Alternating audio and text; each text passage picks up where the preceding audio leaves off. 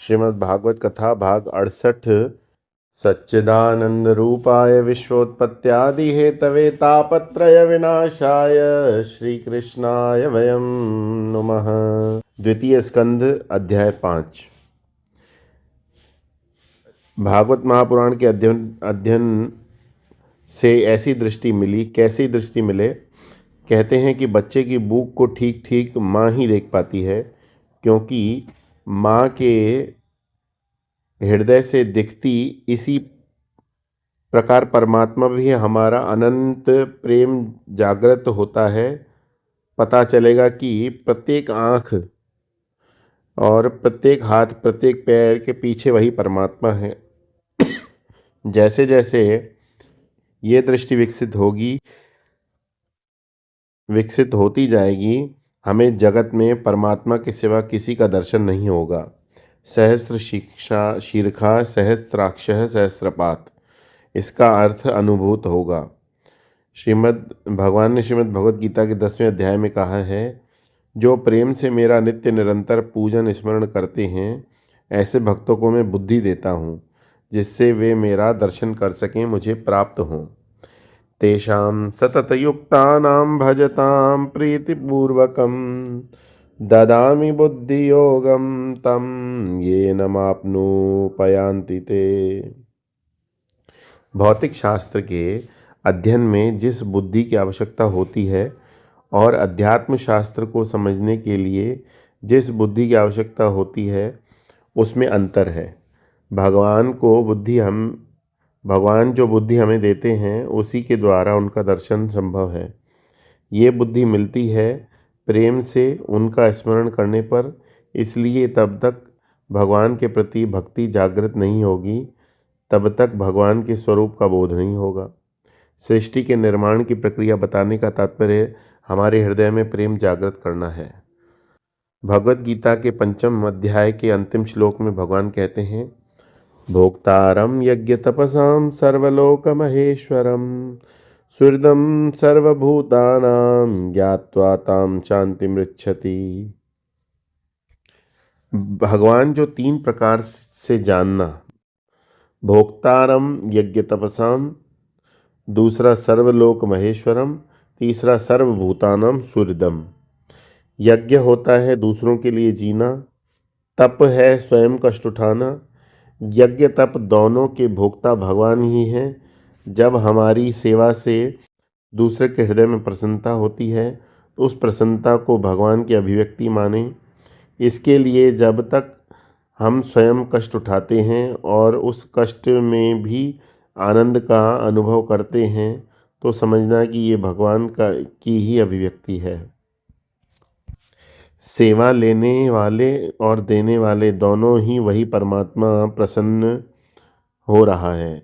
सर्वभूत महेश्वर का अर्थ है वही परमात्मा सभी को आनंद दे रहा है, लेकिन उसे सभी भूतों का ईश्वर ही समझेंगे तो लगेगा जगत के ही किसी बड़े आदमी तक हमारी पहुंच नहीं हो पाती, और ये परमात्मा सबसे ज़्यादा बड़ा है, इसके पास पहुंचना तो सबसे ज़्यादा कठिन है।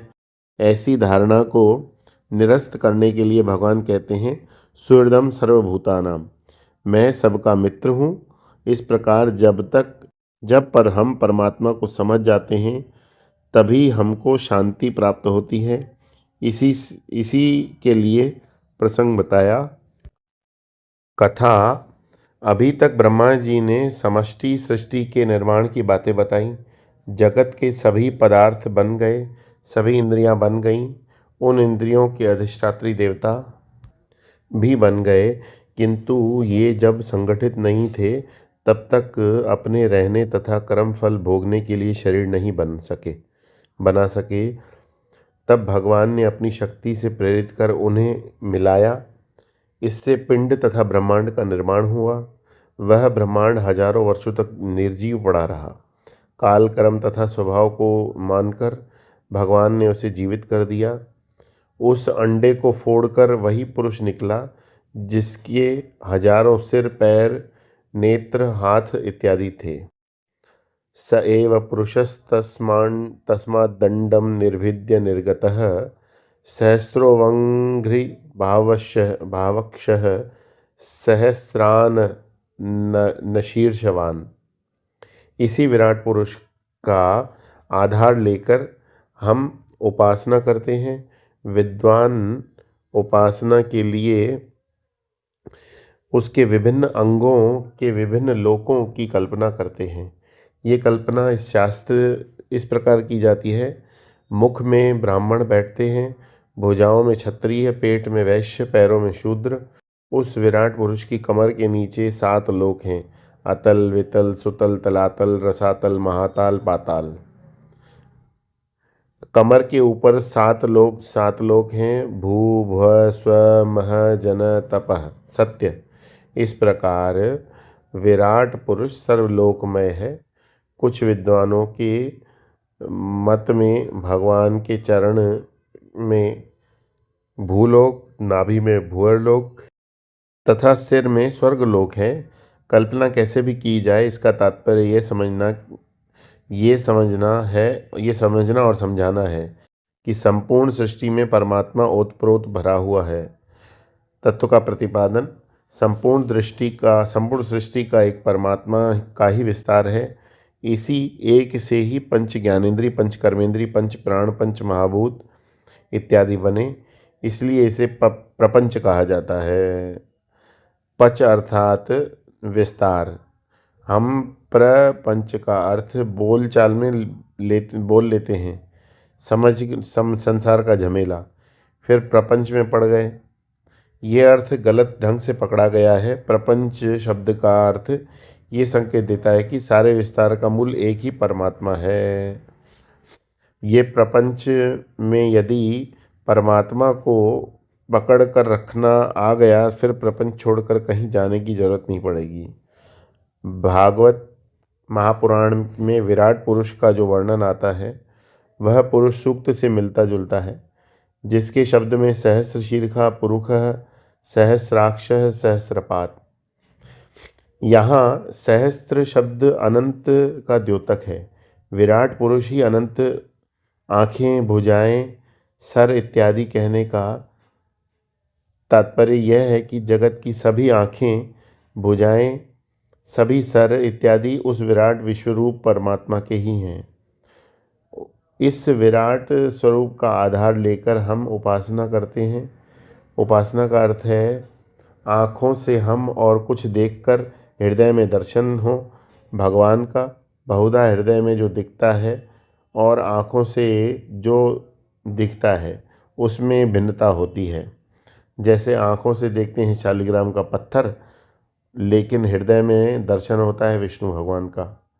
इसी प्रकार इस संपूर्ण विश्व को आँखों से देखें, लेकिन चाहे ब्राह्मण को देखें, शूद्र को, चाहे पाताल लोक की बात करें या पृथ्वी लोक या स्वर्ग लोक, चाहे किसी के कर्म अच्छे जान पड़े या बुरे, लेकिन हृदय में ये भाव बना रहे कि प्रत्येक के माध्यम से परमात्मा की अभिव्यक्ति हो रही है, परमात्मा ही अभिव्यक्त हो रहा है। जब भौतिक शास्त्र के आधार पर प्रकृति या जगत का अन्वेषण किया जाता तो जड़त्व की प्राप्ति होती, लेकिन जब अध्यात्म शास्त्र के अनुसार जगत का अन्वेषण करते हैं तो परमात्मा की प्राप्ति होती है। क्योंकि इस अन्वेषण में जगत के रूप रंग में नहीं उलझते, इसके आधार पर ध्यान केंद्रित करते हैं। इस जगत का भी एक कण, एक भी व्यक्ति ऐसा नहीं जिसमें परमात्मा का वास नहीं। एक भी घटना ऐसी नहीं जो परमात्मा के बिना हो रही हो। एक भी भोग ऐसा नहीं जिसमें परमात्मा अभिव्यक्त हो रहा हो। इस प्रकार हमारी दृष्टि जैसे जैसे सूक्ष्म होगी तो होती जाएगी, वैसे वैसे हम वो समझने लगेंगे जो सृष्टि के निर्माण की इस प्रक्रिया द्वारा शास्त्र हमें समझाने का प्रयत्न करते हैं। सभी देश काल स्वभाव में एक ही परमात्मा का अस्तित्व है। सीखने की बात क्या है? शिरडी वाले साईं बाबा कहते थे, सबसे प्रेम से बात करो, सब में वही भगवान है। यदि हम जगत को देखते हुए भगवान के दर्शन की प्रक्रिया सीख जाएंगे तो जगत बदल नहीं जाएगा, हम उसी सृष्टि में रहेंगे, लेकिन हमारी दृष्टि बदल जाएगी। इसी दृष्टि को बदलने के लिए ही शास्त्रों का अध्ययन किया जाता है। हमारे देश में ट्रकों पर भी कभी कभी महावाक्य पढ़ने को मिल जाते हैं। ऐसा ही एक महावाक्य मैंने पढ़ा, बुरी नज़र वाले अपनी नज़र टेस्ट करा ले। यानी जिससे बुराई नज़र आती हो वह अपनी दृष्टि बदले। पूरी भगवत गीता का अध्ययन करने के बाद युद्ध की परिस्थिति नहीं बदली थी केवल अर्जुन की दृष्टि। अपनी प्रत्येक अनुभूति में हमें भगवान का ही दर्शन करना है। इस एक सिद्धांत को पकड़ लो, देखना भगवत कथा का तात्पर्य किस प्रकार हृदय में उतरता है। इस प्रकार श्रीमद् भागवत महापुराण के द्वितीय स्कंद के पंचम अध्याय समाप्त हुआ। बोलिए श्री कृष्णचंद्र भगवान की जय। श्रीमद् भागवत महापुराण की जय।